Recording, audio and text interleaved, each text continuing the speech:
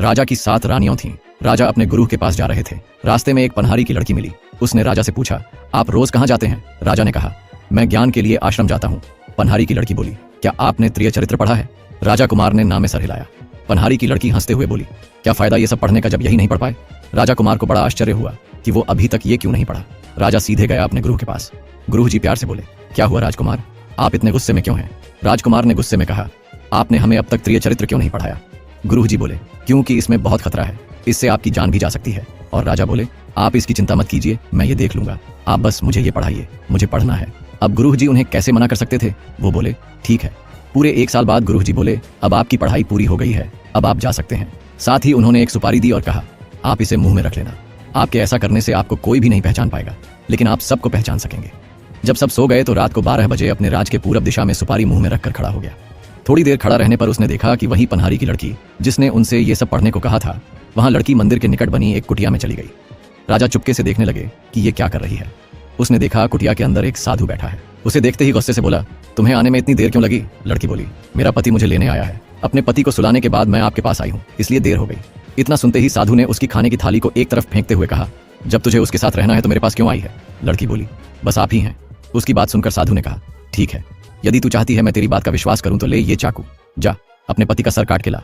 लड़की बिना कुछ सोचे इस चाकू को लेकर घर आई और सोते हुए पति का गला काट के मार दिया। फिर उसका सर लेकर साधु के पास आ गई। साधु ने जैसे ही देखा वो उसे धक्का मारकर अपनी कुटिया से निकाल दिया और बोला, जो औरत 7 फेरे लेने के बाद अपने पति की नहीं हुई वो मेरी क्या होगी? अपना चेहरा कभी मत दिखाना। अब मरता क्या ना करता, वो अपने पति का सर लेकर वापस आई और उसके धड़ से सर को जोड़कर रख दिया। सुबह उठकर जोर जोर से रोने लगी, पता नहीं कौन मेरे पति को मार गया। जब लोग उसके पति को ले जाने लगे तो वो कहने लगी कि मैं उनके साथ सती हो जाऊंगी, क्योंकि उनके अलावा अब मेरे जीवन का कोई अस्तित्व नहीं रह गया है। ये सुनते ही राजा को हंसी आ गई। वो झड़ से हंसते हुए बोले, त्रिय चरित्र जाने नहीं कोई पति मार के सती हुई पनहारी की लड़की समझ गई और वो राजा से बोली, है राजा, तुम मुझे बोल रहे हो, जहां भी जाना चटाई या झाड़ कर ही बैठना। रात को फिर राजा उसी चौराहे पर खड़ा हो गया तो उसने देखा कि उसकी 7 पत्नियां अपने हाथ में खाने से भरी थाली लेकर उसी कुटिया की तरफ जा रही हैं। राजा को रानियां पहचान नहीं पाई और उसे चौराहे पर खड़ा देख बोली, ये लड़का इधर आ, थोड़ा ये थालियां इस कुटिया तक पहुंचा दे। राजा ने बिना कुछ कहे जैसा उन्होंने कहा वैसे ही किया। वो उसी साधु के पास गई और साधु से कहा, उसने मेरी मदद की है, इसीलिए इसको आज रात यही रहने की व्यवस्था कर दीजिए। साधु ने अपने एक चेले को इशारा किया और वो राजा को लेकर एक कमरे में गया जहां सिर्फ एक चटाई बिछी हुई थी। राजा चटाई पर बैठने वाला था कि उसे पनहारी की लड़की की बात याद आई। राजकुमार ने सोचा, मैं एक राजकुमार हूं, फिर भी आज रात यही रुकने के लिए मुझे एक चटाई पर सोना होगा, क्यों ना एक बार उस पनहारी की बात मान लो। ये सोचते हुए उसने चटाई झाड़ने के लिए उठाई। चटाई हटाते ही उसके होश उड़ गए, क्योंकि चटाई के नीचे कुआं था। राजा ने मन ही मन उस पनहारी का शुक्रिया किया और उस कुएं में झांक के देखा तो पाया कि उसमें बहुत से जीवित पुरुष हैं। उनमें से एक ने राजा को देखते ही कहा, अरे राजा, आप यहाँ कैसे आ गए? राजा बोले, मेरी छोड़ो, तुम लोग बताओ यहाँ कैसे हो? उसमें से एक ने कहा, ए राजा, अभी बात करने और बताने का टाइम नहीं है, थोड़ी देर में तुम्हारी वो 7 रानियां यहाँ आती होंगी, तुम्हें जिंदा पा गई तो मार डालेंगी, यहाँ से जल्दी माफ जाओ। राजा वहां से भाग निकला, पर साधु ने उसे देख लिया और कहा, इसे जल्दी से पकड़ो, अगर इसने किसी को बता दिया तो मेरा पता ही कट जाएगा। सभी रानियां उसके पीछे दौड़ पड़ी, लेकिन वो रहा राजा कैसे पकड़ में आता। पर यहाँ रानियां भी हार नहीं मान रही थीं। तभी रास्ते में एक नदी पड़ी। चूंकि राजा तैरना जानता था, इसलिए जल्दी से नदी में छलांग लगा दी। नदी गहरी थी, ऊपर से रानियों को तैरना नहीं आता था, इसलिए वो इस पार ही रह गईं। राजा जब नदी पार कर उस पार गया तो जोर से हंसा, जिससे राजा के सोने के दांत चमक उठे। उधर रानियां दौड़ती हुई साधु के पास आईं और बोली, वो तो भाग गया, देखें ये कहाँ है। साधु ने अपनी जादू की पोटली में देखा तो पाया कि वो राजा तोता बन गया है। रानियां बोली, अब क्या करेंगे? साधु बोला, कोई नहीं, ऐसा करो कि पूरे राज में घोषणा करवा दो कि जो कोई तोता लेके आएगा उसे 5 अशर्फियां दी जाएंगी। रानियों ने वैसे ही किया। बहेलिया जंगल से तोते पकड़ के लाते और रानियां उन्हें मारने लगती। उधर राजा एक गोंद के पेड़ पर रहने लगा। जिस पेड़ पर रहता था उस पर पहले से 15 तोते रहते थे। राजा जब वहां गया तो उन लोगों ने राजा को अपना राजा बना लिया। कुछ दिन बाद एक बहेलिया उस पेड़ के पास आया जिस पर राजा रहता था। उसने देखा कि इतने सारे तोते उस पेड़ पर रहते हैं। बहेलिया ने सोचा, अगर मैं सभी तोते को लेकर रानी के पास जाऊंगा तो मैं एक ही दिन में मालामाल हो जाऊंगा। लेकिन समस्या ये थी कि इन तोतों को एक साथ पकड़ना मुश्किल था, इसलिए उसने एक योजना बनाई। जब सुबह के समय सभी तोते दाना की खोज में चले गए, तब बहेलिया ने उस पेड़ की डाली को थोड़े थोड़े जगह से काट दिया, जिससे गोंद पूरे पेड़ पर फैल गया। रात के समय जब सभी तोते आए और बैठे तो उस पेड़ में ही चिपक गए। सब बोले, अब क्या करें? तो राजा जो तोता बना था बोला, चिंता मत करो, जब बहेलिया आएगा तो तुम सब ऐसे लटक जाना जैसे मर गए हो, फिर वो हमें मरा समझ के नीचे फेंक देगा। जब सबको नीचे फेंकेगा तो एक साथ सभी उड़ जाना। सभी ने कहा ठीक है। जैसे ही बहेलिया आया सभी तोते उल्टा लटक गए। बहेलिया को लगा कि इस जगह पर पूरी रात रहने से सभी तोते मर गए। उसे बड़ा दुख हुआ कि एक तो पैसा भी नहीं मिला और ऊपर से तोते मरने का पाप भी लग गया। वो पेड़ पर चढ़ा और सभी तोते को गोंद से निकाल निकाल कर नीचे फेंकने लगा। राजा को छोड़कर जब सभी तोते नीचे आए तो वो एक साथ उड़ गए। जैसे ही वो उड़े उन्हें ध्यान आया कि राजा तोता तो है ही नहीं। उनमें से कुछ ने कहा, चलो चलते हैं, राजा को हमारी मदद की जरूरत है। कुछ ने कहा, नहीं, राजा बुद्धिमान है, उन्हें कुछ नहीं होगा, वो सब देख लेंगे। उधर बहेलिया ने जब देखा कि सभी तोते उड़ गए तो उसे समझ आ गया कि ये सब नाटक कर रहे हैं। तभी उसकी नजर राजा तोते पर पड़ी। वो बोला, कोई नहीं, इतनी मेहनत का कुछ तो फल मिलेगा, मैं उसे लेकर रानी के पास जाऊंगा। बहेलिया उस तोते को उतारकर अपने पिंजरे में बंद कर दिया और रानी के पास जाने लगा। तब राजा ने कहा, अरे बहेलिया, तुम मुझे रानी के पास ले जाओगे तो तुम्हें क्या मिलेगा? बहेलिया खुश होते हुए बोला, 5 अशर्फियां। तोता बोला, मैं तुम्हें 50,000 अशर्फियां दिलाऊंगा अगर तुम मेरा कहना मानोगे। तब बहेलिया बोला, क्या? तोता बोला, मुझे सगोल राजा के बाजार में ले चलो, वहां अगर कोई तुमसे बोले कि इस तोते का दाम क्या है तो बोलना, तोता अपना दाम खुद बताएगा। बहेलिया मान गया और उसे सगोल राजा के बाजार में ले गया। राजा सगोल के बाजार का यह नियम था कि जो भी व्यापारी अपना सामान बेचने आता वो दिन भर बेचता और शाम को जो बच जाता राजा खरीद लेता। शाम के समय बाजार की सभी वस्तुएं बिक गईं, केवल उस तोते को छोड़कर, क्योंकि तोता अपना दाम इतना महंगा बताता कि कोई उसे लेता ही नहीं। अंत में राजा के दरबारी राजा के पास आए। राजा ने उनसे बाजार का हाल पूछा तो वो बोले, महाराज, आज बाजार में एक विचित्र तोता आया है जो अपना दाम खुद बताता है, उसको छोड़कर सब कुछ बिक गया है। राजा ने कहा, क्या दाम है तोते का? दरबारी बोले, 50,000 अशर्फियां। राजा बोले, ठीक है, ले लो, वरना राज में यह खबर फैल जाएगी कि राजा के बाजार से सामान वापस आता है, इससे मेरी बदनामी होगी, परंतु इस तोते को खरीदने मैं खुद जाऊंगा। राजा रथ पर सवार होकर चल पड़ा। बहेलिया के पास पहुंचा और बोला, बताओ बहेलिया, तोते का दाम। बहेलिया के तो पसीने छोड़ गए, वो हाथ जोड़ के बोला, महाराज, तोता अपना दाम खुद बताएगा। राजा ने तोते से कहा, बताओ तोता, अपना दाम। तोता बोला, 50,000 अशर्फियां। राजा मान गया और तोते को लेकर राज दरबार में आ गया। पूरे राज में यह खबर फैल गई कि राजा ने एक तोता खरीदा है जो 50,000 अशर्फियों का है। सभी राजा दरबार में उसे देखने आए। ये बात साधु और रानियों को भी पता चल गई। रानियां बोली, अब क्या करें? साधु बोला, अब एक ही उपाय है, मैं तबला बजाना सीखता हूं और तुम लोग नाचना सीख लो, फिर चलो राजा के पास और उन्हें खुश करके उस तोते को मांग लेंगे, क्योंकि उनके राज में और उनकी बिना इजाजत के हम तोते तक नहीं जा सकते। उन्होंने अपनी सहमति जताई और काम में लग गए। उधर जब रानी की तबीयत खराब हो गई तो वो अपनी बेटी से बोली, जो कि 16 साल की थी, आज तुम तोते को नहलाकर खाना दे देना और ध्यान रखना।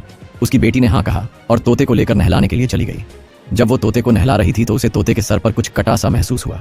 उसने सोचा कि तोते को कहां से चोट लग गई, अब तो माताजी जानेंगी तो गुस्सा करेंगी। ये सोचकर उसने उसे निकाल दिया। वो एक कील थी जो गुरुजी ने राजा को तोता बनाने के लिए लगाई थी। कील के निकलते ही वो तोता एक 21 साल का जवान लड़का बन गया। राजकुमारी देखते ही डर गई और जैसे ही चिल्लाने को हुई राजा ने उसका मुंह बंद कर दिया और कहा, तुम डरो मत, मैं एक राजा हूं, कुछ कारण है जिससे मैं ऐसा बना हूं। राजकुमारी बोली, मुझे बताओ वरना मैं सबको बता दूंगी। राजा बोला, अभी नहीं, अभी तुम वही कील जहां मेरे सर में लगी थी वहीं लगा दो, जब सब सो जाएंगे तब उसे निकालना। राजा ने सब कुछ बता दिया, इसलिए वो उससे दोस्ती कर बैठी। अब हर रोज राजकुमारी और राजकुमार बात करने लगे। उनकी दोस्ती प्यार में बदल गई। एक दिन दरबार में एक पत्र आया। राजा ने मंत्री से पढ़ने के लिए कहा। मंत्री पढ़ने लगा, मेरे प्रिय मित्र, मैं अपने 4 राजकुमारों को तुम्हारे पास भेजूंगा। मैंने चारों को उत्तम शिक्षा दिलाई है और अब मैं बूढ़ा हो चुका हूं, इसलिए चाहता हूं कि मेरे किसी एक पुत्र को अपने राज सिंहासन के लिए चुनो। तुम अपनी बुद्धि परीक्षा करके जो उसका हकदार है उसे हमें बताओ। राजा ने हर तरीके से उन 4 राजकुमारों का परीक्षण किया। सभी एक से बढ़कर एक थे। जब राजा परेशान हो गया कि कैसे कहें और क्या निर्णय लें, क्योंकि सब अपने आप में ही बेहतरीन थे, सब हर विषय में समान थे, राजा ने फिर तोते को बुलाया और सारी बात बताई। तोता बोला, राजा, एक काम कीजिए, आज रात उन्हें एक साथ एक कमरे में रहने की व्यवस्था कीजिए, 2 दिन बाद मैं बताऊंगा। जब रात को 4 राजकुमार एक साथ खाना खाकर सोने गए तो आपस में बातें करने लगे। पहला राजकुमार बोला, अरे भाई, खाना खा के मजा ही आ गया, पर अगर पके धान का चावल और दही मिल गया होता तो और मजा आ जाता। तोता उनके कमरे की खिड़की पर बैठा उनकी बातें सुन रहा था। तभी दूसरा राजकुमार बोला, अरे भाई, मुझे इतना कुछ नहीं चाहिए, मुझे तो बस एक रात के लिए राजा की राजकुमारी के साथ सोना है। तो तीसरा बोला, अरे बाप रे, राजा ने सुन लिया ना तो जान से मार देगा, मुझे इतना भारी कुछ अच्छा नहीं लगता, मैं तो बस ये चाहता हूं कि कोई वाराणसी से बना पान खिला दे। तो चौथा बोला, मुझे तो नींद ही नहीं आती, कितना दिन हो गया, मैं चाहता हूं कि 4 बड़े और कोमल गद्दों पर सो जाऊं। चारों अपनी अपनी बातें करके सो गए। अगली सुबह तोते ने राजा से उनकी इच्छा अनुसार सामग्री तैयार करने को कहा। रात को उनकी इच्छा अनुसार सब किया गया। सब बहुत खुश हुए। अगली रात को तोता उनके कमरे की खिड़की पर बैठकर उनकी बातें सुनने लगा। पहला राजकुमार बोला, क्या यार, राजा कैसा दही खिला दिया, दही में दूध था। तो दूसरे ने कहा, तुम्हें पता है, रात को मैं ही किनारे सो के गुजार दिया, क्योंकि राजा की लड़की से मुझे तेली के जैसा बदबू आ रहा था। वहीं तीसरा बोला, अरे यार, ये तो छोड़ो, मेरी तो इच्छा ही छोटी थी, पर राजा ने वो भी पूरी नहीं की। चौथा अपनी पीठ दिखाते हुए बोला, तुम सबको अपनी अपनी पड़ी है, ये देखो, मेरी पूरी पीठ ही छिल गई है, गद्दे के नीचे बाल था शायद। तोते ने राजा से सब बताया। राजा ने दही जमाने वाली को बुलाया और पूछा, तो वो बोली, मुझे माफ कर दीजिए राजा जी, उस समय मैं अपने बच्चे को दूध पिला रही थी, मेरे तन से निकलकर एक दूध दही में गिर गया। फिर राजा रानी के पास गया और पूछा, तो रानी बोली, अपने मंत्री जो जात के तेली हैं, उनकी पुत्री के साथ राजकुमारी की मित्रता है। फिर राजा ने पनहारी को बुलाया। वो बोला, महाराज, इसमें मेरा कोई दोष नहीं है, मैं तो उसी दिन के पत्ते का पान बनाया था, इसमें पान का पत्ता लाने वाले का दोष है। राजा ने उसे बुलाया तो वो बोला, महाराज, पत्ता तो उसी दिन तोड़े थे, लेकिन सफर दूर होने के कारण अगले दिन पहुंचे हैं, इसके बाद राजा उस घर में गए जहां चौथा राजकुमार सोया था। उस पर बिछे गद्दे को बहुत बारीकी से देखा तो पाया कि सबसे नीचे वाले गद्दे में एक बाल लगा है। राजा ने तोते से कहा, तब क्या किया जाए? तोते ने कहा, चौथे को राजा घोषित कर दें। राजा बोले, क्यों और कैसे? तोता बोला, राजा जी, पहले ने छपकर, दूसरे ने सूंघकर, तीसरे ने चबाकर बताया, परंतु चौथे ने बिना देखे बता दिया है, इसलिए उसे राजा बनना चाहिए। राजा तोते के निर्णय से खुश हो गया। उधर जब साधु और राजा की रानियों ने नाचना गाना सीख लिया तो वो भी गए। राजा सगोल के दरबार में आए और कहा, महाराज, हम आपको अपनी कलाकारी प्रस्तुत करना चाहते हैं, हमें अनुमति दीजिए। राजा ने अनुमति दे दी। सभी रानियां और वो साधु नाच गान करने लगे। उधर तोते को जब पता चला तो वो समझ गया। उसने राजकुमारी को अपने पास बुलाया और बोला, राजकुमारी, आपके पिता के दरबार में जो आते हैं वो वही साधु और रानियां हैं जो मुझे मारना चाहते हैं। वो अपनी कला से आपके पिता को प्रसन्न करके मुझे मांगेंगे। राजकुमारी बोली, नहीं, मैं बिल्कुल नहीं दूंगी। तब तोता बोला, आपको देना पड़ेगा, क्योंकि अगर आप पिता की बात का मान नहीं रखोगी तो जग हंसाई होगी। राजकुमारी बोली, परंतु तुम चिंता मत करो, राजा जब तुमसे मुझे मांगेंगे तो तुम गुस्से में मेरा पिंजरा आंगन में फेंक देना, मैं अपनी जान बचा लूंगा। वही बात हुई भी। जब नाच गान से साधु और रानियों ने राजा को खुश किया तो राजा बोले, कहो क्या चाहिए? साधु बोला, महाराज, मुझे वो तोता चाहिए जो आपके राजमहल में रहता है। राजा बोले, अरे ये कैसी छोटी सी चीज मांग रहे हो, कहो तो सोना चांदी ये तुम्हें तोल दूं। तोता तो बहुत ही कम पैसे का है। साधु बोला, नहीं महाराज, मुझे बस वही चाहिए। राजा बोले, ठीक है। अपने दरबारी को आदेश दिए कि जाओ राजमहल में से तोता लेके आओ। दरबारी चला गया। जब वो महल पहुंचा और राजकुमारी से तोता मांगा तो उसने मना कर दिया। राजा अपनी लड़की के पास राजमहल में आए और उनके पीछे पीछे सभी रानियां आईं और साधु भी। राजा ने राजकुमारी से पिंजरा मांगा तो पहले वो मना कर दी, पर राजा जब उस पर गुस्सा हुए तो वो भी गुस्से में उस पिंजरे को आंगन में फेंक दी। उसके फेंकते ही तोता सरसों का दाना बन गया और पूरे आंगन में बिखर गया। तभी साधु कबूतर बन के उन दानों को चुगने लगा, लेकिन एक दाना पास की नाली में चला गया जिसमें राजा के प्राण थे। कबूतर बना साधु ने उसे भी चुगने का सोचा। जैसे ही उधर गया और चुगने के लिए झुका, तोता सरसों से बाज बन गया और वही कबूतर बने साधु को मार गिराया। ये सब देख रानियां भाग खड़ी हुई और राजा सगोल के आश्चर्य की सीमा नहीं रही। यहाँ तक कि राजा बेहोश हो गया। उन्हें उनके कमरे में ले जाया गया और बाज वापस तोता बन के पिंजरे में बैठ गया। जब राजा को होश आया तो उन्होंने राजकुमारी और तोते को पिंजरा सहित अपने कमरे में बुलाया और राजकुमारी से बोले, सच सच बताओ, ये सब क्या था? राजकुमारी बोली, पिताजी, इससे पहले कि मैं आपको बताऊं, आपको मैं कुछ दिखाना चाहती हूँ। राजा ने कहा, ठीक है, फिर दिखाओ। राजकुमारी ने तोते को पिंजरे से निकाल उसके सर से कील निकाल दी। कील निकलते ही तोता राजा में परिवर्तित हो गया। अब तो राजा को और आश्चर्य हुआ। उन्होंने तोते से सारा माजरा पूछा तो राजा ने शुरू से अब तक जो कुछ हुआ वो सब बता दिया। राजा बोले, तो अब क्या करना चाहते हो? क्योंकि साधु तो मर चुका है और साधु के बिना रानियां तुम्हारा कुछ नहीं कर पाएंगी। वो बोला, महाराज, मैं जानता हूं वो मेरा कुछ नहीं कर सकती, लेकिन अब मैं उनके साथ नहीं रहना चाहता और अब मैं आपकी पुत्री से प्रेम करता हूँ और वो भी मुझसे। अगर आप अनुमति दें तो हम दोनों शादी कर लें और इसके बाद मैं उन्हें लेकर अपने राज लौट जाऊंगा। राजा कुछ बोलने को हुए, इससे पहले राजकुमारी बोली, पिताजी, मैं भी इनसे बहुत प्रेम करती हूँ। अगर इनके साथ नहीं हुई मेरी शादी तो मैं किसी के साथ नहीं करूंगी। राजा ने उनकी शादी करा के विदा कर दिया। ये खबर सुनते ही तीनों रानियां रुपया पैसा गहना लेकर भागने लगी तो राजा ने अपने सैनिकों से उन्हें पकड़वाया और उसी कुएं में गिरा दिया। राजकुमारी ने उनसे कहा, धन्य है विद्या, धन्य है ये नारी, पति मारने को बनी लजारी, जिस कुएं में सबको मारा उनको भी उसी की बलिहारी। सुल्तान शहराम, जो पहाड़ों का महान शासक था, एक रात गहरी नींद में सो रहा था कि उसे सपने में एक बुजुर्ग नजर आए। बुजुर्ग ने कहना शुरू किया, ऐ सुल्तान शहराम, कल सुबह जब सूरज उगे तो घोड़े पर सवार होकर हरे मैदानों की घाटी की ओर रवाना हो जाना। फिर उस दर्रे में घोड़ा डाल देना जो पहाड़ों के बीच से गुजरता है। यह दर्रा पहाड़ों की ढलान पर खत्म होगा। उन ढलानों पर ध्यान देना, वहां तुम्हारा घोड़ा अपने आप रुक जाएगा। जहां घोड़ा रुके वहीं से खुदाई शुरू कर देना। खुदाई करते करते तुम्हें एक रास्ता नजर आएगा, उस रास्ते से नीचे उतर जाना। सुल्तान शहराम ने पूछा, उस रास्ते के अंत में क्या है? बुजुर्ग ने जवाब दिया, उस रास्ते के अंत में एक खुली जगह है जहां तुम्हें एक खजाना मिलेगा। उस जगह के ठीक बीचों बीच पीतल की एक मूर्ति पड़ी होगी। उस मूर्ति की उंगली में एक अंगूठी होगी। जब तुम उस अंगूठी को छुओगे तो मूर्ति चिल्ला उठेगी, लेकिन उसकी तरफ ध्यान मत देना और डरना मत। मूर्ति की उंगली से अंगूठी उतार कर अपनी उंगली में पहन लेना।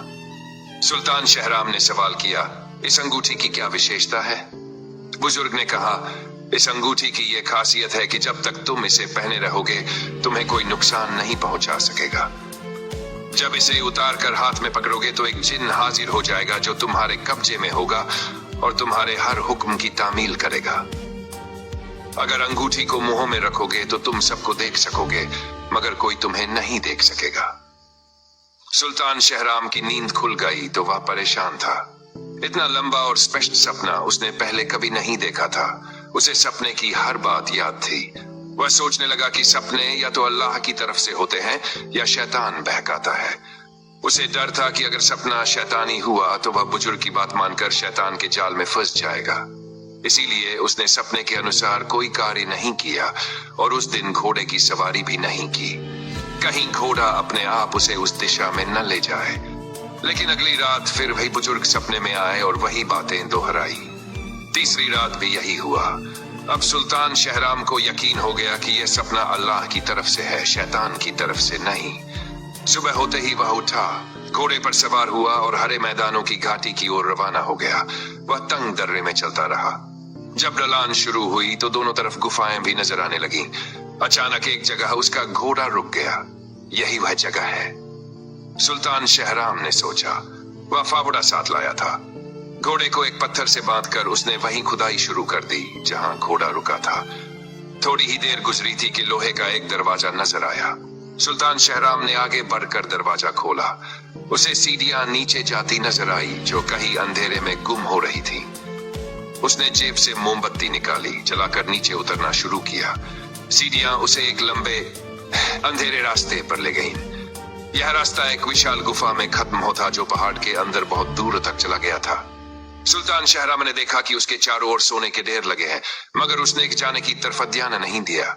गुफा के ठीक बीच में भी एक मूर्ति रखी थी जिसका कद इंसान के बराबर था। उसके एक हाथ में पीतल की तलवार थी और दूसरा हाथ गुफा के दरवाजे की ओर फैला हुआ था।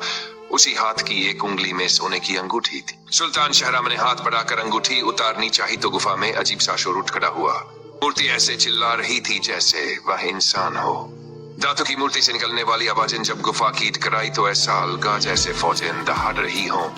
सुल्तान शहराम ने पहले तोड़कर हाथ खींच लिया, मगर फिर हिम्मत करके मूर्ति की उंगली से अंगूठी उतार ली। जैसे ही उसने अंगूठी अपनी उंगली में पहनी, सारा शोर खत्म हो गया और मूर्ति एक धमाके के साथ जमीन पर गिर पड़ी। गुफा में पूरी तरह सन्नाटा छा गया। सुल्तान शहराम गुफा से बाहर निकल आया। ताजा हवा और सूरज की रोशनी में आकर उसके होश ठिकाने आ गए। उसने उंगली से अंगूठी उतारी और हाथ में पकड़ ली। तुरंत एक लंबा तगड़ा जिन उसके सामने खड़ा हो गया और सिर झुकाकर बोला, मेरा नाम जिन है, हुक्म दीजिए। सुल्तान शहराम ने हुक्म दिया, इस गुफा का सारा खजाना उठाकर मेरे खजाने में पहुंचा दो। जिन ने कहा, हुजूर का हुक्म सर आंखों पर। यह कहकर वह गायब हो गया। सुल्तान शहराम ने अंगूठी मुंह में रख ली। अब वह किसी को नजर नहीं आ सकता था। उसने अपना हाथ देखा तो वह नजर नहीं आया। पैरों की तरफ देखा तो पैर भी दिखाई नहीं दिए। उसे तसल्ली हो गई कि सपने वाले बुजुर्ग ने जो कुछ कहा था वह बिल्कुल सही था। उसने अंगूठी दोबारा उंगली में पहन ली और घोड़े पर सवार होकर महल लौट आया। अंगूठी का रहस्य सुल्तान शहराम ने किसी को नहीं बताया, यहाँ तक कि अपने तीनों बेटों से भी छुपाए रखा। वह खुद भी बिना जरूरत के अंगूठी का इस्तेमाल नहीं करता था। कई वर्ष बीत गए। सुल्तान शहराम बूढ़ा हो गया और एक दिन बीमार होकर बिस्तर पर लेट गया। जब जिंदगी की कोई उम्मीद न रही तो उसने अपने बड़े बेटे कामरान को बुलाया और कहा, बेटा, तुम मेरे तख्त व ताज के वारिस हो। मेरी आधी दौलत भी तुम्हारी है। यह सुनकर कामरान बहुत खुश हुआ। फिर सुल्तान शहराम ने मंझले बेटे सुहेल को बुलाया और कहा, बेटा, बाकी दौलत तुम्हारी है, खुश रहो। सुहेल भी बहुत खुश हुआ। शहराम का तीसरा बेटा यासिर था। उसने जब अपने पिता का फैसला सुना तो सीधा उनके पास गया और बोला, अब्बा जान, आपने ये क्या किया? आपको अपना तीसरा बेटा याद नहीं रहा? आपने मुझे बिल्कुल भुला दिया। राजा शहराम ने कहा, नहीं बेटा, मैंने तुम्हें नहीं भुलाया। तुम्हारा हिस्सा मेरी सारी सल्तनत से बड़ा है। इसमें शक नहीं कि मुझे तुम्हारे बड़े भाई भी प्यारे हैं, लेकिन तुम मुझे सबसे ज्यादा प्यारे हो। लेकिन ये बात एक राज ही रहे कि मैं तुमसे बहुत प्यार करता था। इसी में तुम्हारी भलाई है। यह कहकर राजा शहराम ने जादू की अंगूठी यासिर को दे दी और उसकी सारी विशेषताएं समझा दी। इस घटना के कुछ दिन बाद राजा शहराम अल्लाह को प्यारे हो गए और बड़ा बेटा कामरान तख्त पर बैठ गया। तीनों भाई मिलजुल कर हंसी खुशी जिंदगी बिता रहे थे। उन्हें एक दूसरे से न दुश्मनी थी न ही ईर्ष्या। यासिर ने एक दो बार जादू की अंगूठी आजमाई। उसमें वाकई वे सारी खूबियां थीं जो उसके पिता ने बताई थीं। फिर उसे अंगूठी का इस्तेमाल करने का ख्याल ही नहीं आया, क्योंकि उसे ज्यादा दौलत की लालसा नहीं थी। उसकी सारी जरूरतें अच्छे से पूरी हो रही थी।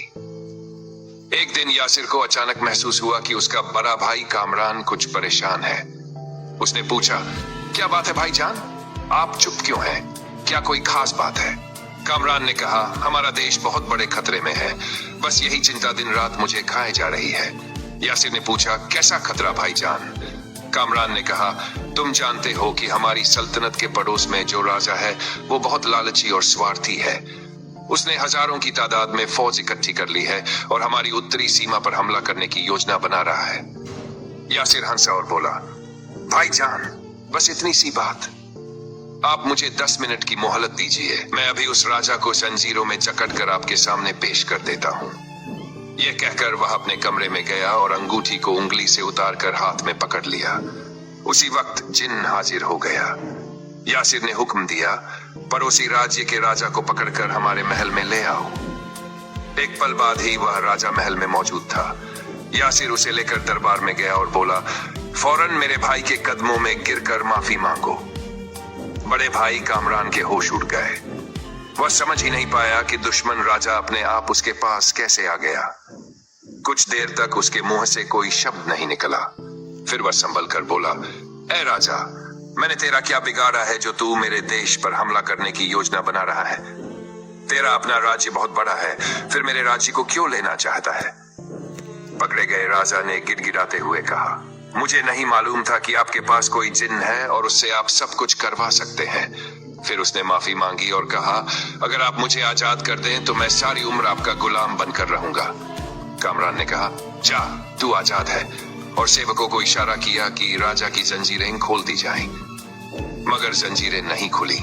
उन्होंने बहुत कोशिश की मगर बेकार। आखिर उस कैदी राजा ने कहा, ये जंजीरें वही खोल सकता है जिसने मुझे बांधा है। इतने में यासिर भी आ पहुंचा। उसके हाथ लगते ही सारी जंजीरें गायब हो गई। यासिर ने कहा, अब आप जहां चाहे जा सकते हैं, लेकिन अपना वादा मत भूलिएगा। कैदी राजा ने कहा, आप जानते हैं कि मेरा राज्य यहाँ से 3 महीने की दूरी पर है। अगर मैं घोड़े पर सवार होकर 3 महीने दौड़ता रहूं, तब कहीं जाकर वहां पहुंच सकूंगा। इस दौरान लोग मुझे मरा हुआ समझकर किसी और को तख्त पर बिठा देंगे। ये सुनकर कामरान ने यासिर की ओर देखा और कहा, अब ये साबित हो गया कि तुम्हारे पास कोई जादुई ताकत है और तुम उसकी मदद से जो चाहो कर सकते हो। एक दिन कामरान ने सुहेल से कहा, हमें ये राज पता लगाना चाहिए कि यासिर के पास कौन सी जादुई ताकत है। सुहेल ने जवाब दिया, आज हम एक बहुत बड़ी दावत का आयोजन करते हैं। रियाया से कह दीजिए कि पड़ोसी राजा के हमले का खतरा टल गया है, इसलिए देश भर में जश्न मनाया जाए। अगले दिन महल में बहुत बड़े जश्न का आयोजन हुआ। तरह तरह के खाने बनाए गए। बड़े बड़े थालों में जाफरानी पुलाव, साबुत भुना मेमना, नरगिसी कोफ्ते, शामी कबाब, सीख कबाब, तरह तरह के अचार, मुरब्बे, चटनियां और मिठाइयां परोसी गईं। दावत के दौरान सुहेल ने कहा, काश दस्तरख्वान पर बगदाद के नींबू भी होते, बस उनकी कमी रह गई। मांस नींबू के बिना मजा नहीं देता।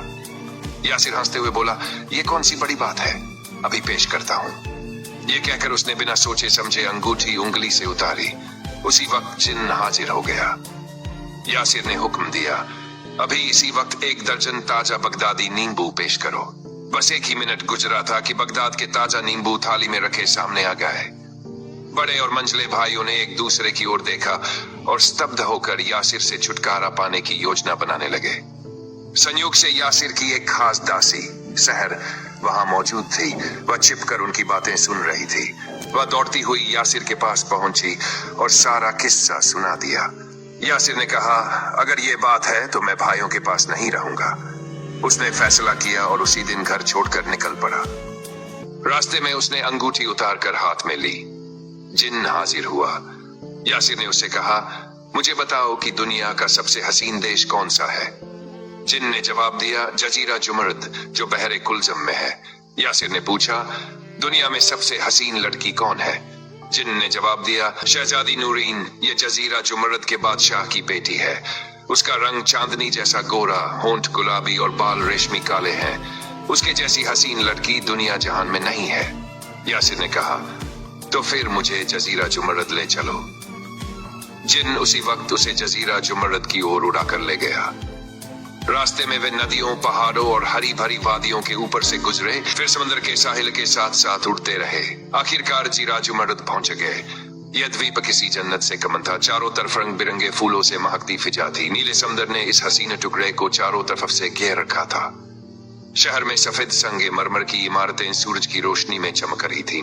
शहर के एक सिरे पर एक विशाल शाही महल था। यहाँ पहुंचकर यासिर ने अंगूठी मुंह में रख ली, जिससे वह किसी को नजर नहीं आता था। अब वह बिना किसी रोक के महल में दाखिल हो गया और बाग में सैर करने लगा।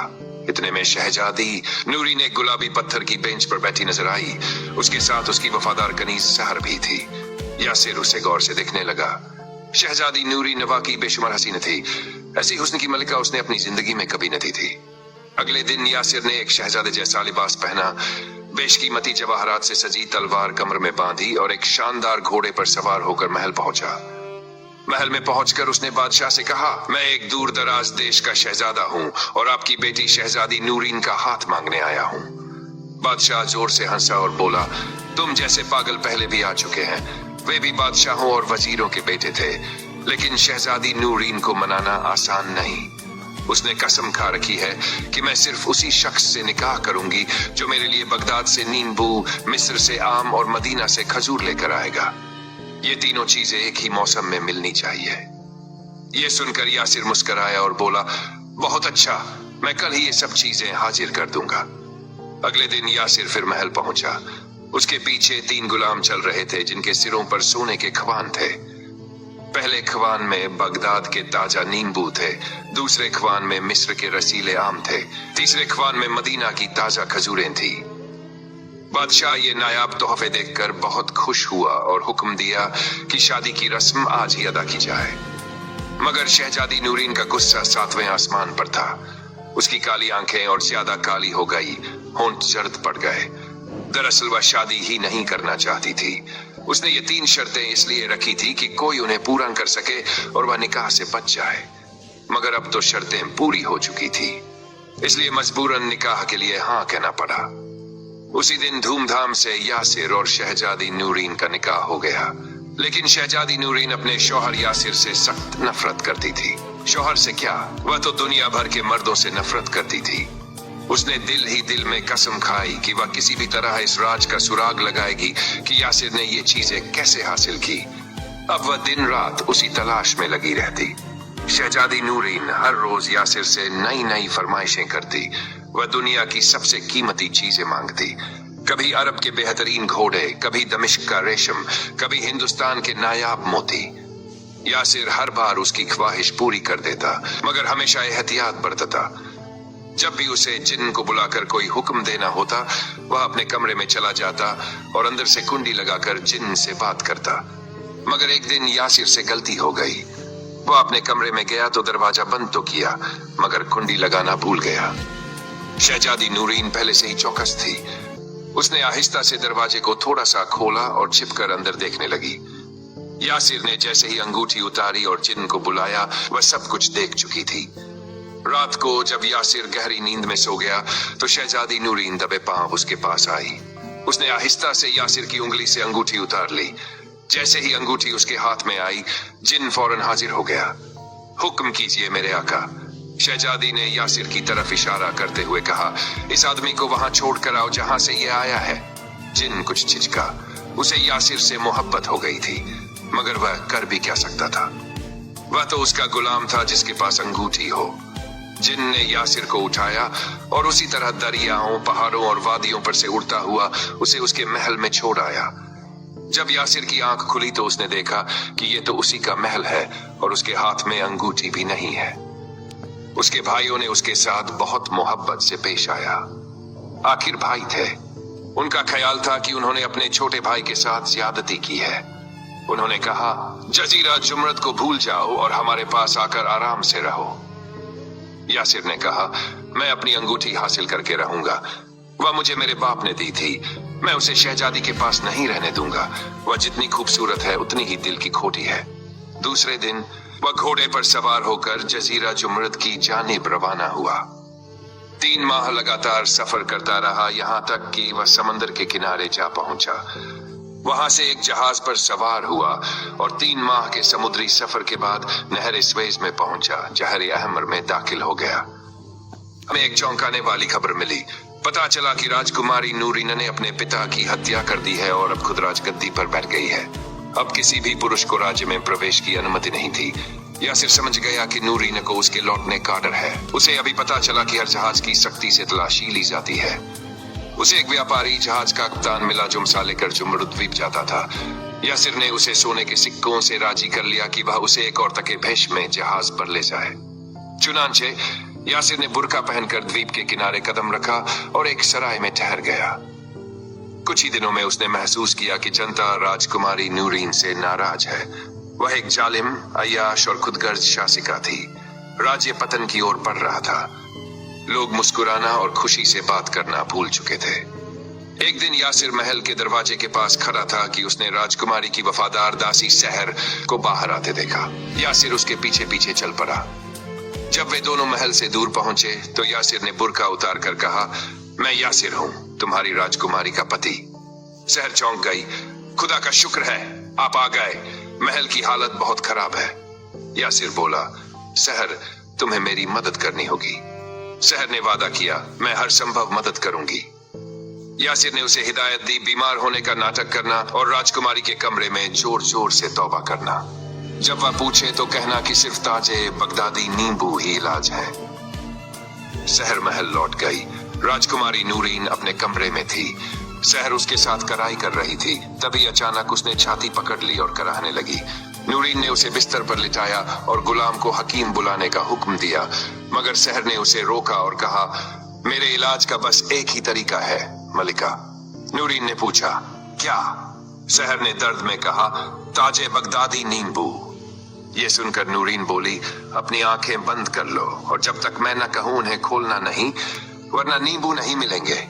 सहर ने अपनी आंखें झूठ-मूठ बंद कर ली, लेकिन आंखों की कोरों से सब कुछ देख रही थी। नूरीन ने अलमारी से एक छोटी सी सीढ़ी निकाली, उसे दीवार से लगाकर ऊपर चढ़ी और एक दराज से छोटा सा ताकचा खोला। वहां से उसने एक अंगूठी निकाली। अंगूठी निकालते ही एक जिन्न प्रकट हो गया। नूरीन ने उसे कहा, ताजे बगदादी नींबू लाओ। नींबू आते ही सहर ने खुशी में चिल्ला दिया। अगले दिन सहर ने सारी बात यासिर को बता दी। यासिर बोला, अब वो अंगूठी मुझे ला दो। सहर ने सही वक्त का इंतजार किया। एक दिन जब राजकुमारी महल से बाहर गई, सहर ने वही सीढ़ी निकाली, ताकचे से सोने का डिब्बा निकाला और अंगूठी ले ली। वह दौड़ती हुई यासिर के पास पहुंची। यासिर ने अंगूठी ली और कहा, तुम महल वापस जाओ और ऐसा दिखाओ जैसे कुछ हुआ ही नहीं, मैं पीछे से आता हूं। सहर चली गई। यासिर ने जिन को राजकुमार के भेष में बुलाया, अंगूठी को मुंह में डाला और गायब हो गया। फिर महल में दाखिल हुआ। महल में पहुंचकर उसने अंगूठी पहन ली और सीधा नूरीन के कमरे में पहुंचा। अस्सलामु अलैकुम, यासिर ने कहा। नूरीन चौंक गई। तुम यहाँ कैसे पहुंचे? खुदा के लिए मुझे छोड़ दो। यासिर बोला, यह राज्य मेरा है। तुम्हारे पिता ने मुझे उत्तराधिकारी बनाया था। मैं अपना हक लेने आया हूं। नूरीन दौड़कर ताकचे से वही डिब्बा लाई, मगर अंगूठी गायब थी। यासिर ने हाथ उठाया। ये देखो, अंगूठी मेरे पास है। नूरीन गुस्से में चीखी और पहरेदारों को बुलाने लगी, मगर यासिर ने कहा, क्या फायदा, तुम्हारे एक सिपाही के बदले में 1000 बुला सकता हूं। फिर उसने अंगूठी उतारी और जिन्न को बुलाया। जिन्न इस राजकुमारी का क्या करे? चेहरा सुंदर है मगर दिल काला। जिन्न चुपचाप झुका रहा, आदेश का इंतजार करता। यासिर ने गहरी सांस ली और कहा, मैं इसे मारूंगा नहीं, क्योंकि ये मेरी पत्नी है, मगर इसे आजाद भी नहीं छोड़ सकता। ये अंगूठी का रहस्य जानती है। फिर उसने आदेश दिया, इसे उसी गुफा में ले जाओ जहां मेरे पिता को यह अंगूठी मिली थी, जहां वो पीतल की मूर्ति है। वहीं इसे 1000 साल की नींद सुला दो। यही इसकी सजा है। जिन्न ने राजकुमारी को उठाया और हवा में उड़ते हुए गायब हो गया। न्याय और प्रेम का शासन। यासिर ने अंगूठी दोबारा पहनी और शाही अंदाज में तख्त पर बैठ गया। उसका शासन न्याय और इंसाफ से भरा हुआ था। प्रजा फिर से खुशहाल हो गई। कुछ समय बाद यासिर ने सहर से शादी कर ली। दोनों ने एक शांति, प्रेम भरा और सफल जीवन बिताया।